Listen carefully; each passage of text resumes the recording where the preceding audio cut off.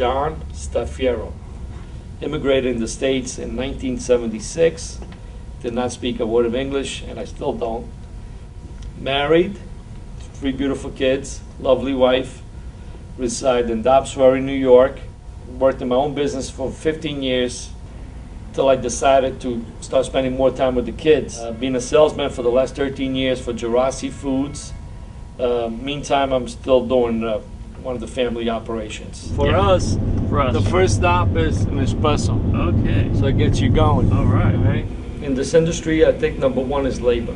Good, hard to get good help because a lot of these guys want the same things that everybody else wants: health insurance, retirement, things like that. That a lot of the owners of these smaller establishments cannot afford. So that's what a lot of the problems are, and that's what a lot of the guys. So you have to, if you know you have somebody that's well worth it, you have to compensate. The industry has changed. Nowadays, with everything being what it is, the cost going up, they haven't really reconstructed their pricing. They feel like if they raise their prices, they can't compete with somebody else out there with the food cost. Like the bigger corporation would have people analyzing everything. The smaller guys don't do that, and they don't make enough money to keep the business going. And I explained to them that you're here to make money. You're not here to lose money. You can't be concerned what the other guy's doing down the street, because the guy down the street maybe doesn't pay rent. He bought the building 20 years ago. You worry about product quality first. If you put out a good product, people tend to know. Knowing these guys for so many years and being on the road for the last 12, 13 years, they will open up and explain to me exactly what happened. And that's what a good salesperson does. You have somebody that you could talk to and give them an explanation why this particular event happened the way it did.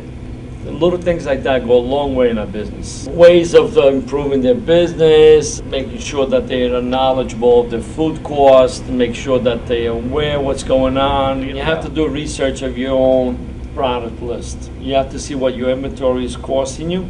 And it's not just the inventory, meaning flour, cheese, and dough. Your rent, your electrical bill, your payroll, everything has to be broken down. And you have to see if you're making enough money. It's who operates the establishment. It's the effort that you put into the establishment. It's if you're observing what the actual workers are doing, that you want them to do it your way. Be aware what you're getting yourself into. And if you think the guy down the street makes things look easy, it's probably because he's been doing it a long time. And he handles situations well. He knows what's going on. He knows what's going to happen. And I would say, make sure you know exactly what you want to do before you go in.